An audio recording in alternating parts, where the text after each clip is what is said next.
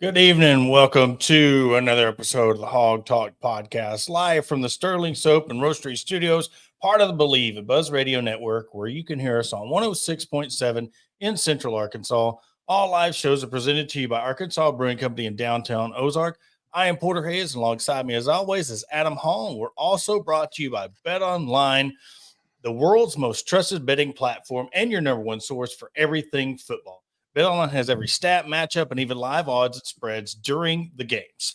Think you know your stuff? Get in on our 200,000 mega contest and pick 5 games against the spread every week for your chance at weekly prizes and a share of $200K. When the game's over, head on over to the online casino and get on a game of blackjack, poker, or unwind with one of our over 150 slot games. Head to the website today. Do not forget to use the promo code BLEAV. Bet Online. The game starts here, and yesterday's performance, lack thereof, I'd have to say I want to get your opinion. UAB goes up 10-0. What was your thoughts? The quietness in the crowd. I think even at a stadium as big as Razorback Stadium, you could hear a pin drop. It was one of those awkward moments, watching the game and sitting there, and it was just almost a pathetic laugh. Here we go again. I thought we were past this. It was a really just awkward moment, even if you weren't watching it with a group of people. You're just it was hard to watch. Yeah.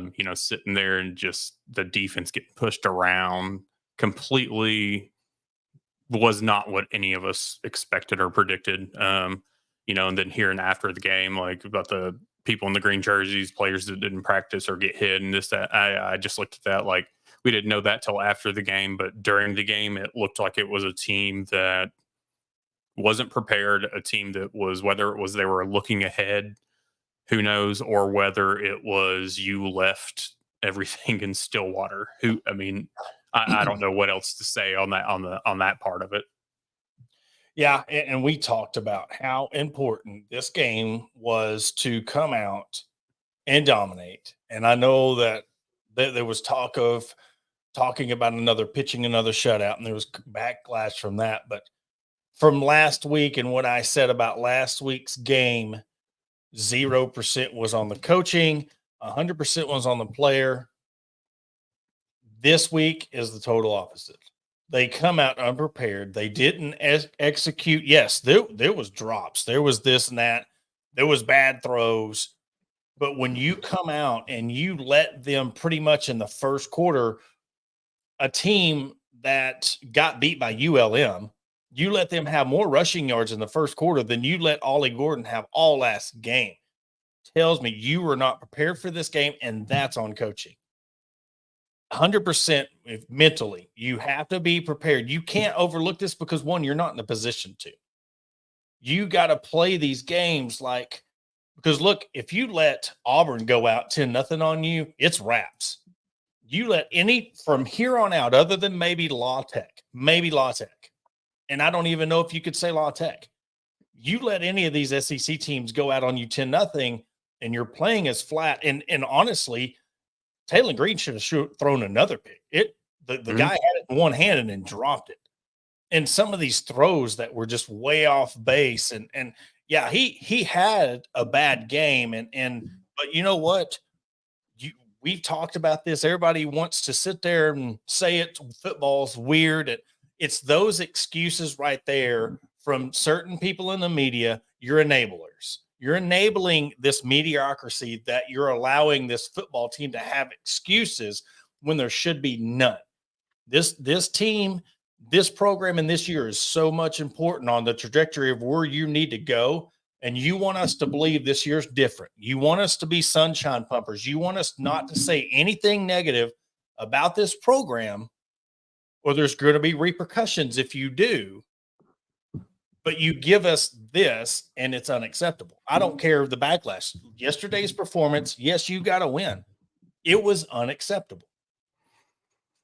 I don't know if it was, trying to get Broden involved in the offense, but I I don't know in recent history that I've seen more drop passes over the. If you want to go back to the Oklahoma State game, the drop touchdown in the end zone, I don't know if it's his head. I just have no idea. I've seen people in comments talk about him being checked out or he's already looking ahead. Looking ahead to what? Because this isn't a guy that is necessarily on any high radar or high draft stock radar. But then you flip side, you have Andrew Armstrong who's going in the games that missing the first game, but game 2, game 3, that's going in and doing his damnedest to do whatever he can to get this team ahead. I mean, he is obviously Taylor Green's go-to. Every back has one. It's obvious in this sense, but I've never seen a wide receiver drop so many passes that's not named Kadarius Toney. Yeah.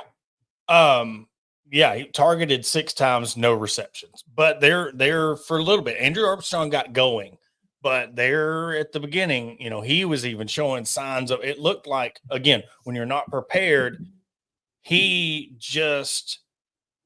doing those little things that in Little League, you're looking ahead before you even touch the ball.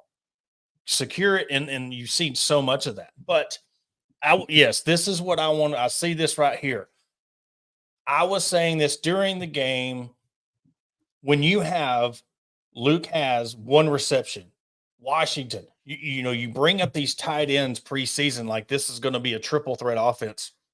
When it comes to Tesla being in the slot, Armstrong being your deep threat, and then you have 2 tight ends in a Bobby Petrino offense. I don't understand, because I'm telling you right now, if you're going to ride the horse on relying on Andrew Armstrong getting 137 yards receiving every game, and we targeted 13 times, what's going to happen when you play an SEC team that's going to double team him or they're going to shut him down?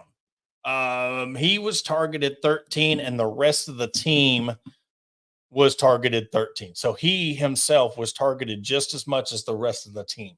And only Satania and Broden were targeted multiple times. You've got to balance out this offense. Now, if that goes to coaching and game plan, I don't know. But you also don't know. I mean, you've got a quarterback that can call his own shots. It's a 50-50 deal on there. But I'm just telling you that you won this game. But I don't know, and I'll ask this tomorrow. I don't know what's worse, winning the way you did against UAB or losing the way you did against Oklahoma State. That's a good one. I'd have to sit and stew on that one. But we'll think about it, and I'll ask it tomorrow. But that's the first thing that comes to my mind is we're coming into this week. The fans are coming into this week pissed off just as much as they did last week because we're told. And here I want to really hammer this point down. We were told this was going to be different. We're going to be a different team. People are buying in. People are watching what is said on social media, by podcasters, by social media content creators. They're being looked at.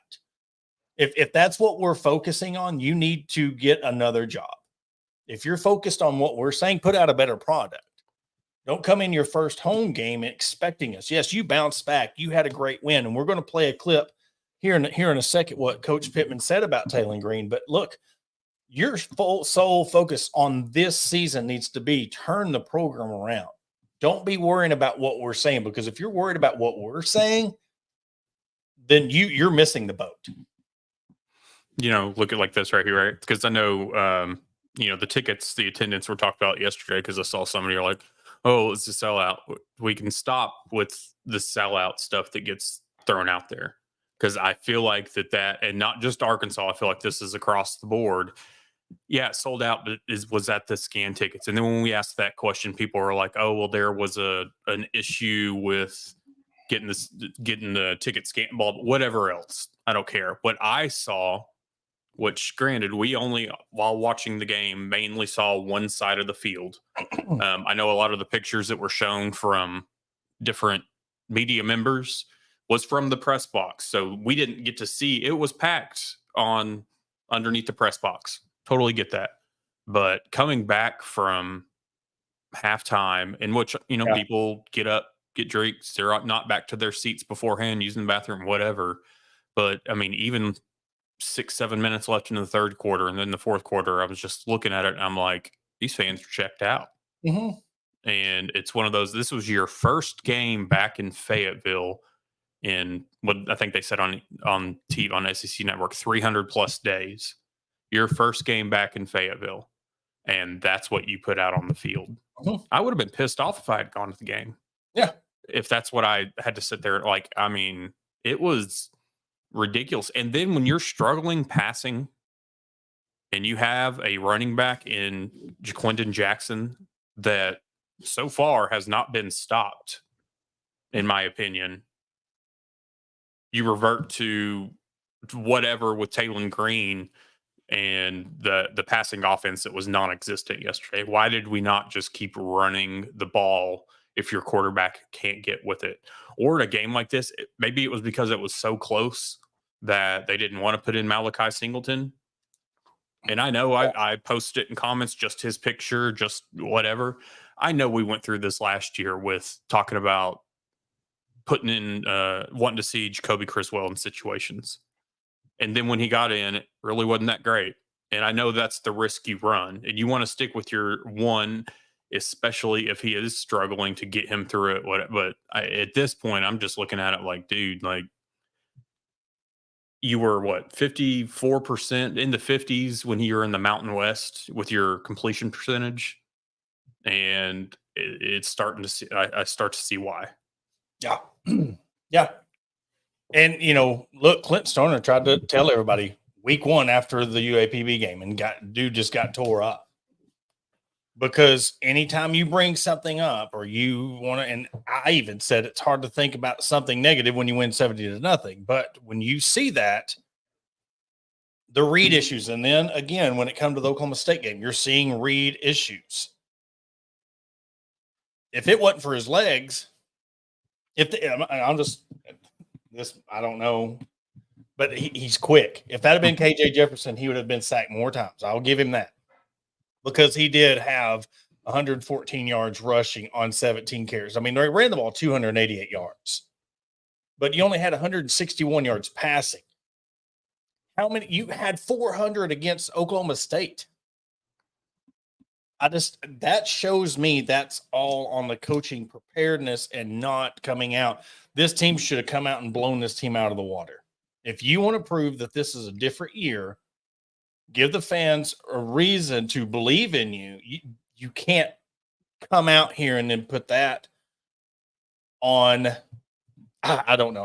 I was so frustrated about it because, you know, they want so much from the fans. They want more support. They want more money. They want this and that, but we still are dealing with the same team. Yeah. Here's that. We'll play a brief portion of the clip. This was Coach Pittman on Taylon Green. And I feel like you and me have talked about this. This is more not necessarily on Taylon Green as much as it is, because we saw it throughout the majority of the press conference, is just we've gone from I don't know to excuses. And so that's what more of this is about than Taylon Green specifically. I don't think so. I think he just didn't have a good night. You know, I think, you know, Bobby talked to him about his reads and all that, but I thought that, you know, he got the ball out of his hand. You know, some of the errant throws, he got the ball out of his hand fast. Where he made plays was when he ran around a little bit, you know, but I don't think so. I think if you ask him, I think he just short-armed some throws. That right there says it all right there. There's no urgency in Pittman. And this is where I bring up the coaching. You know how important this year is to you. And you're just come out lollygagging after the yes, you won the game, but you're coming out like, oh, we talked to him. I mean, it's like kid does something, has a bad game, and you just kind of pat him on the wrist. You need to get in his ass, because you put that fire underneath him, or you put in Singleton. until there's no accountability, and I don't care what you want to say or do behind closed doors, until we publicly see the accountability, we're not going to have faith in, we're going to hear the same things. Last year, yes, I don't know. This year, you better know. There's no excuses. Everybody's calling Bobby Petrino one of the best offensive coordinators in history. And Taylor Green comes out, lays an egg, and throws for 161 yards. And I just think that is the head coach's job to really come out and be like, this was completely unacceptable. He had a bad game, and we will get that corrected. If he would have said something along the lines of that, I would have been 100% behind that. But when you come out half-ass saying this, and well, dude, that doesn't sit right with me. And I don't think, and I want to say this publicly, a lot of these fans have been getting ridiculed by being frustrated with this performance. And they're being talked down to like they have no right to be upset. They had a right to be upset after last week's loss. They have every right to be upset about this win. But people want to sugarcoat this and enable it. Well, Vandy got beat. Really, you're going to compare this win to a Vandy loss? Is that where we are? Well, Kentucky played 4 quarters with Georgia. Those are excuses that enablers give. And that's where people like us, we get a bad rap because you get a lot of people who they just want to look at the positives. Well, then you have another 4-8 season, and now you're having to backtrack everything you said start out the year. And the reason why I'm pissed off is because I said throughout the year, I'm going to judge this team on a 7-win team, 7-win season. And if they didn't play up to the performance, I'm going to call it out on it. Mm-hmm. Next week, they come out and they beat Auburn. I'm going to have a totally different tune next Sunday, but that's rightfully so. But for how everything is and people just getting ridiculed for their opinions when we are giving our opinions, I don't know. I just totally today's not a good day when it comes to that kind of stuff. I mean, it's just even listening to when it hit halftime, listening to Pittman before he went in, he had a little bit of fire under him. Yeah. And I'm sitting here thinking like, oh, we're finally going to see it. It's finally going to happen. And then it doesn't. And then listening to him after the game, I'm like, what is this going on? And, you bringing up the enabling or people's opinions, and I'll use Logan here as an example. Logan made a post yesterday in Hog HQ, and it was just basically like him pointing out the issues with yesterday's game. Facts. Not a whole lot of necessarily not attacking, not anything like that. It was just what he saw from his standpoint in that game. And people just harping in on it like, you need to find another team. You need this. You need, are you even a fan? Yeah. All that needs is it goes with the same thing. You're sitting here getting mad that he's not, or we're not, or whoever isn't just completely sunshine pumping it. He's not attacking anybody. He's giving his opinion. He's giving facts. And you're mad at that. So then we resort to just flat out telling people you're not a real fan, or you need to go find another team, or I'm sorry, go live in whatever fantasy world you want to live in, that everything can be sunshine and rainbows. But when you're getting mad or pissed off that people are pointing out the flaws, pointing out the issues, take your blinders off for a second. Yeah. We're allowed to do that because it's our opinion. You and I just happen to have microphones in front of us. And so it's a little bit expanded on that. But whether you're behind a keyboard or in front of a microphone, go ahead and talk about your issues. Yeah. It's perfectly fine. Half of y'all out there want to talk about or complain about other things, whether it's in your city or whether it's in politics or whether it's at your work. But then you get mad when people sit here and point out these obvious things with the football team you like. Yeah. And yeah, that's exactly right. And, everybody wants to hear an opinion until it's not theirs. And, Logan was talking about last week, because last week I still stand by what I said last week. I mean, this is a game by game analysis that I'm talking about. I'm bringing up stuff this game that you're playing an inferior opponent. You got down 10-0. You weren't up 17 points or 10 points and had a game 21-7. You had it in hand and then you pissed it away. And when I looked at that game film, I'm like, well, this is the reason why I felt like they lost that game. But to come out and you get a 10, you're in the hole 10-0 to UAB when you're wanting to shut them out. And they ran and that's the thing. Not only they didn't get lucky and just throw some bombs on you, they were running it down your throat and making you, like it. And I'm proud of them for bouncing back and only allowing 7 points in the second half. If you want to take that as a positive, cool. But I'm speaking on the fact that if you'd have done that for the rest of the year, you would have got beat by 21 points. Because I'm telling you, you think Auburn was bad. They just put up 500 yards yesterday. I don't care the opponent. Do you think that they took into that New Mexico game, who they're playing next week in Arkansas, and know that they're going to have to pass over 400 yards to stick with Arkansas? Well, they passed for 5. So who's coming into next week more prepared already? You're in the hole. And what did we see again? Auburn made a change, or it doesn't even need to be Auburn, whether it's Auburn, Texas A&M, whoever, made a change at quarterback right before the Arkansas game. Arkansas struggling. We've seen this same movie before, and it doesn't always turn out great. Yeah. How many times did we say, oh, it's the backup? Even me. I said 2 or 3 times last year, oh, well, we got the backup, and then they throw 300 on our heads. And I'll say one thing, and me and Adam talked about this before we come on the air. The one good thing about that is now you actually have film on the guy. You know what he's going to do, and hopefully you can learn how to contain it. But you are dealing with Hugh Freeze, who is the equivalent of the offensive mind that Bobby Petrino is, and a quarterback that now a team that they didn't feel like they had any identity. Now, if you're coming into this game after you see Arkansas's performance against UAB, you let them throw for 500. He threw 4 touchdown passes, and let's see what it says: 17 for 25, 235 yards, 68% completion, 45-19 win over New Mexico. So,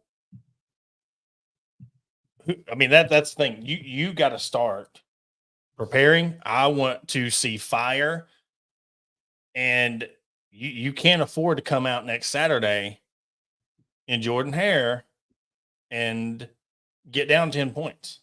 The biggest question that we had after last week was, how do you come out the next game? Mm-hmm. Do you come out and fix those boneheaded mistakes you made, those little things? Do you come out and just smack UAB in the mouth? The answer to all that was no, you didn't, which just makes everything a little bit more enhanced, if you will, all the issues. It just kind of like makes everything a little bit more apparent heading into now SEC play. It's one of those things you couldn't afford, really. Obviously you couldn't have afforded to lose, but you really couldn't afford to play how you played yesterday. And I hate being like, well, now let's see who shows up against you or against Auburn. But that's where we're at. It's how do you bounce back from a piss poor performance? Right here, another good point. What happened to the pressure? We couldn't get everything. That's what you're talking about next week against Auburn, against an SEC offense, SEC team. Against UAB, you had 1 sack for 7 yards. And that was by Brad Spence. Now, Arkansas should have never been in this position. But I will say that if it wasn't for a defensive tip, a defensive play, and as sad as it is to say, this game could have been closer than what it was on that touchdown throw. Where the interception, the last interception, it got tipped by Landon Jackson. So, but to my previous point of that, it should have never gotten to that point to where it took somebody tipping the ball for you to seal the game. This had Missouri State vibes all over it. It took a punt return to spark them. Well, it took a little bit longer, but, so I guess in the essence, Landon Jackson didn't, but he came up clutch. So you got to give him that credit on that, but it should have never been that close. That's the frustration. Landon Jackson and the guys shouldn't have been playing in the fourth quarter. So moving forward, and as we end this segment of the UAB talk, it's time to really flush this and prepare for Auburn, because I'm telling you right now, you're going to need every bit of it. So, and to, again, I'll reiterate what I just said. Landon Jackson, I mean, he was the one that tipped the pass that led to the interception. So, I mean, I will give him credit, because that was the key important of the game, or it could have been, 20 at that point, 27 at that point, or I can't remember what it would have been, 37-24. I'm trying to think of the point in the score where the interception happened, where he intercepted the ball. But again, the interception was on it was at UAB's last drive. Okay, so then it could have been easily 37-24. Yeah. So, but what we're going to do is we're going to take a quick break. After the break, we're going to continue talking about the Auburn preview, and then we're going to kind of address an elephant in the room, per se, of some after game social media talk about the treatment of football players, not getting invited into the facilities after the game. But we'll touch on all of that after the break. Searching for premium brewery products that will take your daily routine to the next level? Look no further than Sterling Soap Company. Our handmade soaps, aftershaves, and balms are made with only the finest ingredients that give you the ultimate grooming experience. With a variety of scents to choose from, there's something for everyone. Plus, our products are crafted in small batches to ensure the highest level of quality. So why wait? Visit www.sterlingsoap.com or visit our retail store at 16 West Walnut Street in Paris, Arkansas. Shop our collection and discover the difference for yourself. Upgrade your grooming routine with Sterling Soap Company.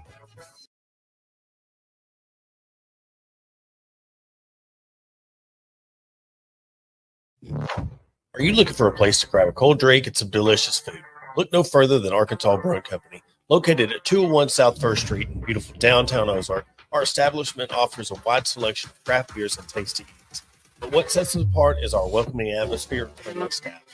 At Arkansas Brewing Company, you'll always feel like part of the family. So visit Destiny and Christopher Brockett and staff today and see for yourself what makes us the go-to spot for locals and visitors alike. Arkansas Brewing Company, come for the drinks and stay for the friends. Attention DIYers and home improvement enthusiasts. Are you searching for the right tools and the supplies to tackle your next project? Look no further than Mentor's Hardware Store. With locations in Ozark, Alma, and Clarksville, our vast selection of hardware and building materials is sure to have everything you need, whether you're fixing a leaky faucet or building a new deck. Plus, our knowledgeable staff is always on hand to offer expert advice and guidance. And with our competitive prices and convenient online ordering, Mentor's Hardware Store is your one-stop shop for all your DIY needs. Visit us today and let's build something amazing together.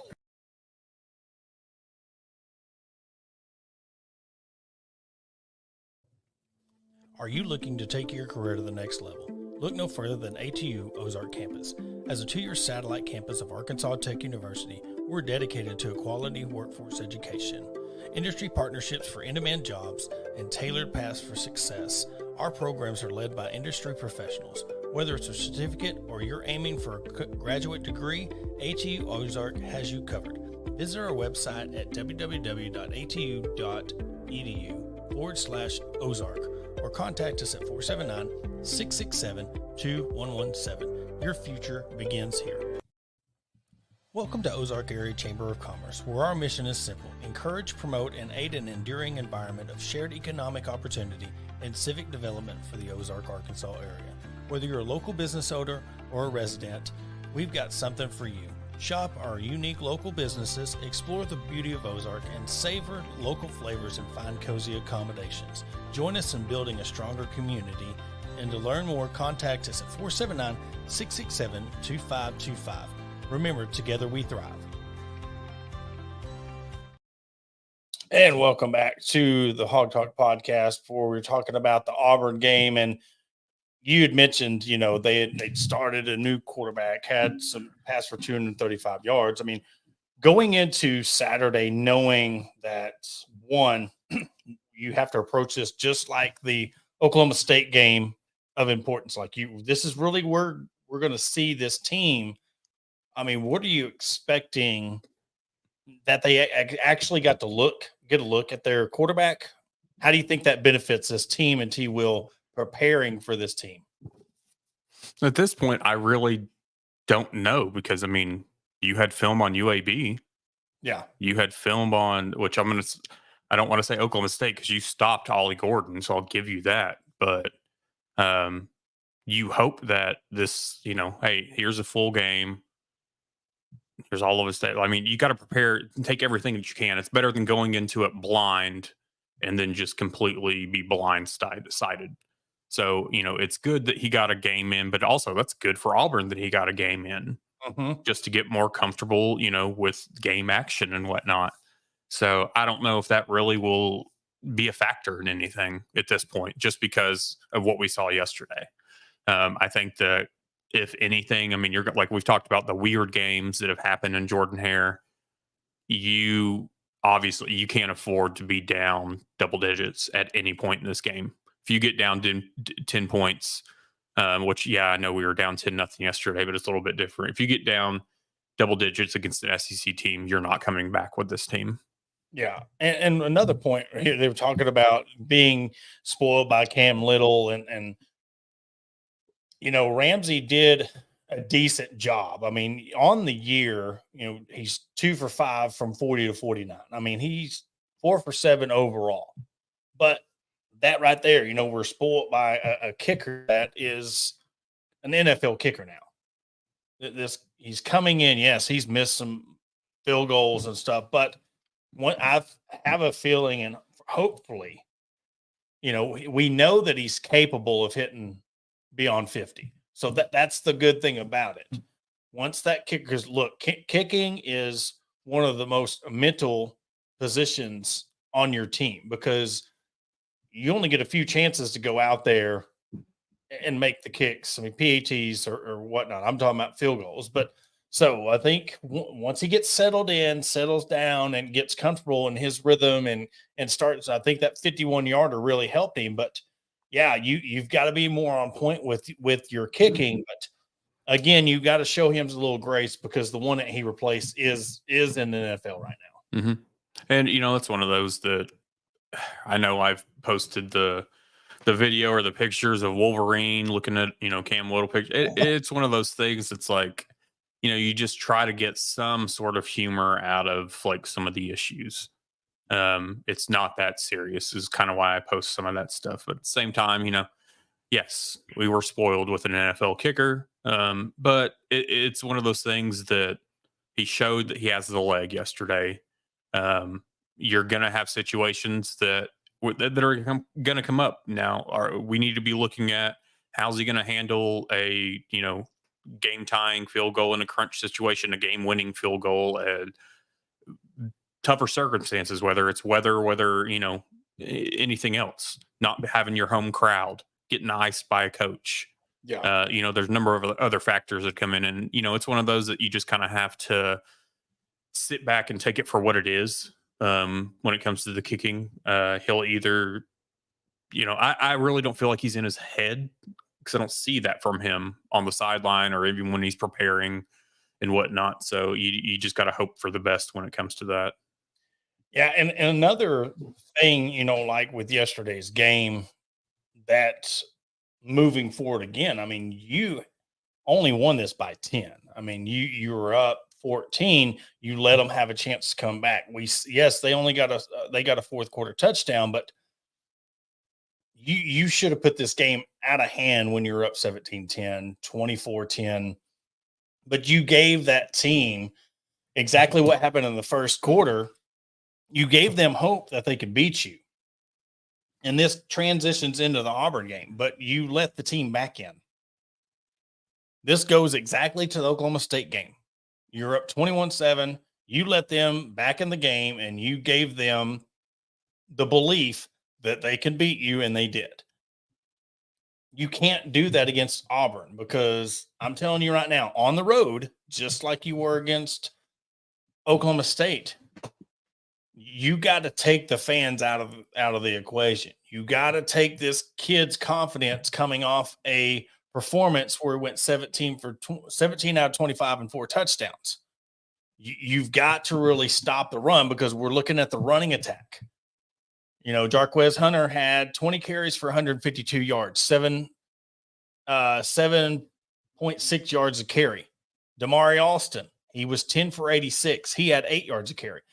So you got two guys on that squad that's averaging over 7 yards a carry coming into this game for Auburn. So you cannot have the defensive performance that you had allowing that because one, and I misspoke. I thought they passed for over 500 yards. They had over 500 yards total, 279 on the ground and 235 in the air. So I misspoke about that, but it still rings true. Auburn knew coming into that game against New Mexico it was dress rehearsal for Arkansas because they respected what Arkansas did, even in a loss to Oklahoma State. Something that probably hasn't happened to the Arkansas football program in a little bit is we're going to respect this team. Yeah, they had some close losses last year, but coming into this, not knowing what you had returning, biggest thing is Taylor Green, if you're going to stick with him, he's going to have to perform better passing. He's going to have to make better reads. I don't care because this is one of them things that I mentioned. One of those throws that was errant almost got picked off. What would that have done to, would that have turned into another 7 points for UAB? You know, they got lucky and he had to make an acrobatic attempt to catch the ball and he dropped it. But they're going to sit back on him. And when you have a head coach, like an offensive mind like Hugh Freeze, and they're looking, and you got your analysts that are looking, and how I'll take it back to that pick six. I had to look at the UAB jerseys to make sure it didn't blend in with the field to be like, okay, maybe got confused, like I think it was the Detroit Lions. He masked himself in the end zone. He had the blue jersey on and threw a pick. He threw an interception, but he stared him down. And that's another thing that you've brought up. Clint Stoner's brought up that you have to sit there and make the defender come off your read because I can't remember who was calling the game yesterday. UAB was doing a very good job of looking off defenders and passing it in the flats. And they were having, and I can't believe that I didn't say anything about it beforehand, but the injury that the UAB player, I haven't heard any updates on his condition, but he was, okay with I think him. everything was the last update I saw. He was with the team going back. They thanked everybody at Washington Regional. I don't know if they ever gave any details, but one thing I do want to touch on with that, which I, sent you last night, was the amount of people, and this wasn't Arkansas fans. This is just your trolls of the world or people that see one clip or one post and flood it without looking into it. The slowed down replay kept getting shown on X by people that had rather large amounts of followers. So it sees a lot of eyes. Couple verified accounts, which one of the verified accounts I was still looking at, or premium accounts, whatever they are, I'm just looking at like you're a troll account still. But calling for ejections, calling for basically Landon Jackson's head, like he shouldn't even be in this. He should, like we talked about, that was a bang bang play in full speed. The helmet got ripped off, and then Landon Jackson was there, and then he's on the ground, and I think Brad Spence fell on top of him after that. But there was no whistle until it was done and over with. And the people to sit there and call out that as a dirty play, and he's a dirty player, and he's this and he's that, it's nonsense. But the fact that people were just seeing that slowed down replay and sharing it over and over and over again, trying to basically call out Landon Jackson for something that there was no way he could have slowed himself down to stop that. It was so boom, boom that, it's just one of those things that just before you start sharing that stuff and calling players out and all that, look into the whole thing, see the play at full speed and take it a little bit further than just a slowed down replay and then what somebody's trying to do, and don't buy into their rhetoric just because. And, you talk about the bang bang plays. I mean, a guy could be going in for your chest or your waist. You get clipped by another player, and then all of a sudden now your head's level with their head. Bang, bang. And yeah, it's just even the announcers on the call were saying, look, that was bang, bang, clearly, unintentional. Now there's difference when you can see clearly, like, I can't remember what game I was watching yesterday. Quarterback threw the ball and he clearly, it was the Colorado game, Colorado State game. Sanders threw the ball and the Colorado State lunged at his head with his head and hit him in the helmet. Now, look, you can't do that. That's where it's not a bang bang play and you're launching yourself. And I know that they're trying to take away from the safety, but they need to do a better job of making sure these guys have their helmets on better, because I've seen too many helmets coming off. They're not even grabbing the face mask. They grab the back of the helmet and it just pops off, and they're throwing a flag because they think you grab their face mask and then you get hit in the head. I mean, you see it so many times now, and I don't know how you correct that. I don't know if there's just too much padding in helmets now that it's just susceptible of coming off, but I see too many helmets now coming off, and it is so dangerous when a helmet comes off and you're exposed to, I mean, at that potential, you could have 2-3 helmets coming at you. It's something has to be done about that. Well, I mean, I'm going back to like junior high here. So, we're talking 25 years, but, I just remember back in the day, like you'd sit there and get yelled at from your coach if you didn't have both straps on each side, Yeah. locked and all that. And I just see so many players on the field now that they've got one set snapped in, but then they've got the other set hanging. And I just don't get it, especially in this day and age where, there's so much research and development and more protocols coming in with head injuries, CTE, this, that, and the other. We want to protect these players. We wanted this, we wanted that. Why aren't we looking at why all of these helmets are popping off? What is the issue here? Yeah, and it could be this. It could be the straps. It could be, but I also see a lot of people running into the end zone or running downfield with their mouthpiece out. We're talking about all these measures that kept these players safe, and there's just a lot of that going on. But no, I'm glad that he's doing well.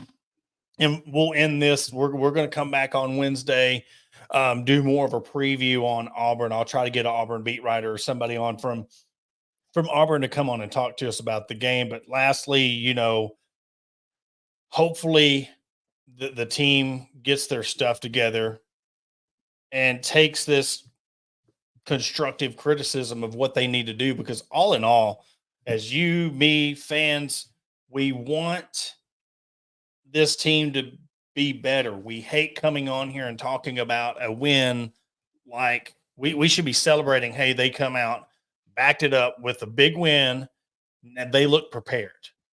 But it's scary going into this gauntlet of a schedule that you're about to encounter, looking that you're not prepared for this season. So, but enough of that one. We're going to switch subjects because we had some juice that you brought to my attention last night about, and there's two different sides on this, and it's really good to have conversations.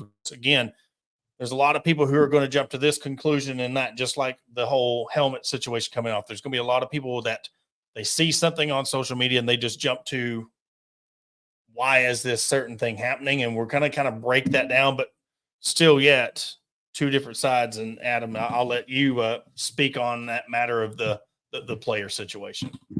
So, we saw last night from, I believe, Jarius Wright's wife that Jarius Wright and Joe Adams tried going to the locker room after the game and were basically ushered out, escorted out, not allowed in. And, she posted it with the approval from her husband beforehand, and that was made clear. And then we started to see, and I got their point. Like, they wanted to see their coach as in Bobby Petrino. They wanted to see, their name, their pictures, the stuff that they had built. She made sure to point out that it wasn't Bobby Petrino or Hunter Yurchek that made the decision, that it was elsewhere. So then, of course, you start speculating: was it Pittman? Was it above Pittman? Was it above Yurchek? Like, what's the reason here? So there was a lot of detest there. Then we started seeing former players in the comments that, well, it's been like that for a couple. I think DeMarcus Love was one. It's been like that for a couple of years. And there were some others chiming in. I know that about a year ago on HQ Live, we had Harold Harris on, and we spoke with him, and the same subject got brought up. And we spoke with him on it, and basically, former players are invited back for special events, and that's about it. There's really a big disconnect between the football program and former players. And like we've discussed, there's so many more former players on the football side of things than there are in basketball and other sports. But they basically just feel like they're forgotten about unless there's some reunion, some special event, whatever it may be coming up. Now, here's the thing with some of this too. We don't know what the rules are, the regulations are for post game. Besides the in-house media that's been talked about, with Hogs Plus and whatnot, it's very, it could be one of those. It's coaches, it's players, it's invited guests, and that's it. And if they stand firm on that, they stand firm on that. I know the BO Best of Arkansas Sports article that came out today they really talked about all different sides of it. I know that they interview or have spoken with multiple former players, and I'll quote Sam Olajibutu from that same article that he's never been approached to come back, but he's also called before he went. He went to a summer practice, but he called beforehand to make sure everything was okay, that he went and whatnot, let him know beforehand. So it's one of those, are players just expecting to be able to come back when they want, or is there some protocol that needs to be put in place for this to happen? I do think that there has been an issue for a number of years that players have not been welcomed back in whatever capacity. You look around at the other programs, and I'll say it's probably happening elsewhere, but we see the programs that get the most publicity, whether it's Miami, whether it's Texas, whether it's Michigan, whether it's Ohio State, and we see their former players on the sidelines. We see them at the games. We see them on TV, and we're not seeing that here unless it's for a special hog call at the beginning of the game. And, you just start to have to ask these questions. Why are these guys being forgotten? Yeah. What can be done to fix this? Because for the fact that it's not just a select few players, it's players from different eras, different teams that it's happening to, there's something wrong here. Yeah, and that was the biggest takeaway from the post, the story. They felt disrespected because they helped build this program with Bobby Petrino, when you're talking about Jarius Wright and all the highlights that they, and the success they had. This is my problem with it. Just this week, we had Cal. You got so many former athletes go into Bud Walton Arena. You're going in and you're having these Cal experiences where people are getting to go on the court and play a game, and you have so many former athletes. Corey Beck, Kareem Reed, Joe Johnson was in effect. And I get their point, because look what's happening right next door. Why can't we do that? And look, I know that it's got to be a protocol within the university, because we're seeing this elsewhere. Now, I did have a chance to talk with Evan of BOS Sports. They're going to be writing another piece on this subject of what they released this morning. And, it was a disconnect, he said, but he's also wanting to know what's going on in other places, because, Tom Herman tried to do the same thing at Texas, and he didn't want anybody on the sidelines or and it led to his demise and him not being there. Sark's kind of got a little bit more of a more open approach, and I think that should be fine. I think as long as you're not interfering with anything, you're not wanting to go inside, in film rooms or whatever, where they're trying to prep the players. Now, again, I know last night probably wasn't the best of times to try to go, and after this win or whatnot, you're probably not in the best of moods and all that. But still, yet, if you're wanting to change the culture, if you're preaching this is a different culture, you're preaching that you want to change things around here, you're going to get the same bad rap. And it's not fair that you're getting denied access to the football facilities when right over at Bud Walton Arena, you just had so many former athletes come in there and they're welcome with open arms. So I can see both sides of it, but to me, when you see stuff like that, it goes along with the timing of this program. Same team, same results, same team, same culture. And until you make changes, you start winning. Winning cures all. If this is a winning program, you're winning games. We're like, oh, well, they didn't let them in. Okay, whoop-de-doo. But after a embarrassing win, I will even go as far as saying last night, and then that just adds fuel to the fire. So there's timing along with it. If this comes after an Auburn win at home, and then I don't even think people are really talking about it as much as they are last night. But you have to change the culture along with you have to change the product on the field. Or guess what? Every week we're going to be coming back and saying the same song and dance as we were last year. When we even, reading that article too, you look at something that was brought up. Okay, so say, especially with all the in-house media and all like Hogs Plus and everything else, we start seeing a lot more of this locker room celebration.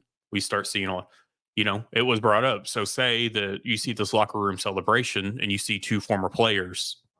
Is that then going to cause issue? Like you're going to have a group of them that are like, why am I not there? Yeah. It starts being the woe is me. Like I got left out, but they get to get in. Like, what's the deal? I mean, there's a number of things that go, but I think if you set those guidelines, you invite these players. Yeah. You invite these players. Like, hey, guess what? Post game, especially after a game like that, if the coach is getting in their ass, you don't need to be in there. I'm sorry, you're not on the team anymore. And this goes to, and I'll call it like it is. I saw the post today of like Rakeem Boyd. He posted, he's been saying this for years, and he's been talking about the years. He's never been invited back. Whatever. I'm sorry, you bailed on your team. In 2020, there were remaining games in the season, and you opted out to prepare for the NFL draft.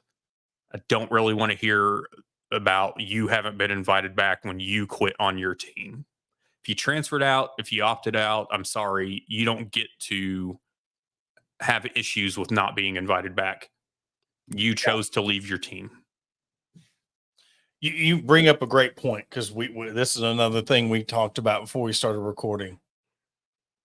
When it comes to coming back, Jarius Wright, coming back to this, I think there needs to be, look, if they're going to be more open about this, they need a simple email to all these former players or a social media post. Hey, we're going to really be more open about having our former players come back, and this is how you can contact us like Sam did. Give them a heads up.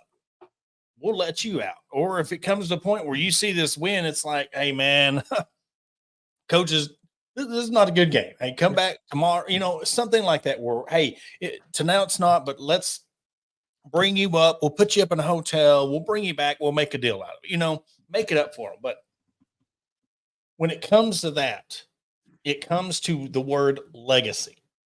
What is your legacy here at Arkansas? And I think for a lot of it now, I know there's some diehard fans that will disagree with this. But I think we skipped a generation because when we're thinking about legacy, we're already going back to Darren McFadden. We're skipping the whole Bobby Petrino, Jarius Wright, Tyler Wilson days because of everything that happened. Because what was Bobby Petrino's legacy before he come back? The motorcycle wreck, everything. So when you think of the name Rakeem Boyd, what was his legacy? When you hear that name, what do you think of? And I'm sorry, no disrespect to the man, but it's always going to be that he bailed out on his team. So therefore, let's just put it in perspective. How would that look if he was on the sideline? That would give a bad rap. See, you're letting a guy who bailed out on your team back on the sidelines. You're putting him up there with the other greats. And that's not acceptable. I'm sorry. Some people, it gets in your feelings, but you made your decision. That's your right as a football player. That is your right as this new era of the college athlete. You can go into the transfer portal, take your 4 days, all that stuff. But to even say that if you want former players to come back, set up an email, get with, Kyle, get with whoever you want to get with, somebody whoever deals with the alumni association. Hey, I want to come back to this football game. And after the game, I want to meet up with Coach Petrino. It's easy as that. But I think both sides in this situation is wrong, because I think you can't just go up to after a game and expect just to be let in, especially after that game. I think you need to have some kind of not accountability. I'm thinking of another word. Like, you should know, like, after this game, be more aware, be more mindful. Yes, exactly. So, but not I demure, think though. Shed light on a bigger problem that has been going on, because you look at the what's his name, Peyton Hillis. I mean, back in 2020, we're having these same kind of conversations. So it's been going on for years. It's just a matter of when things are said and who's listening at that point in time. Yeah, because obviously it's fallen on deaf ears in the past.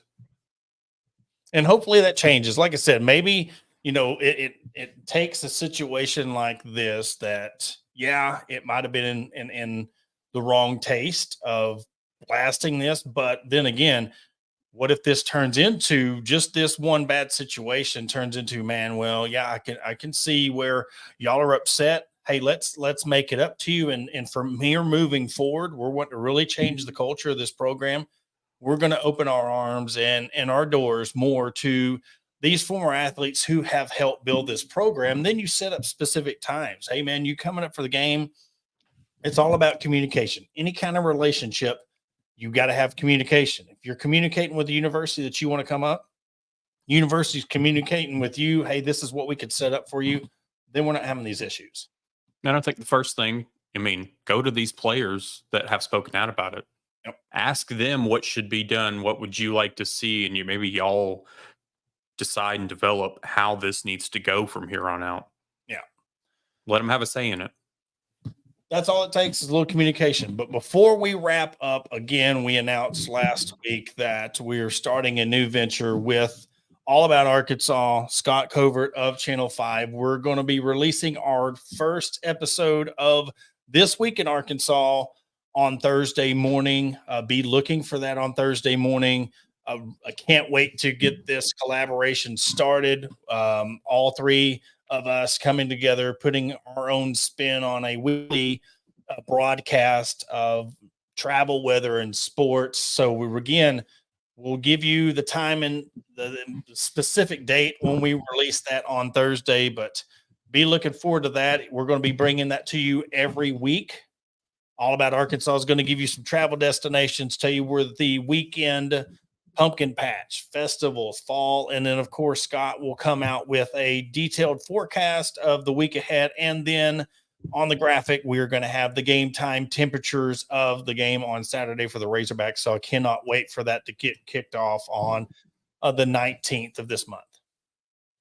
I'm ready for it. I'm excited about it. We'll see what happens with it. And I think it'll be interesting to see. Yeah. But that will do it for this episode of the Hog Talk podcast. Again, thank you to all of our sponsors. Thank you to All About Arkansas, Scott Covert, for wanting to, have this collaboration with us, brought to you by the Believe and Buzz Radio networks. And we will catch you on Wednesday.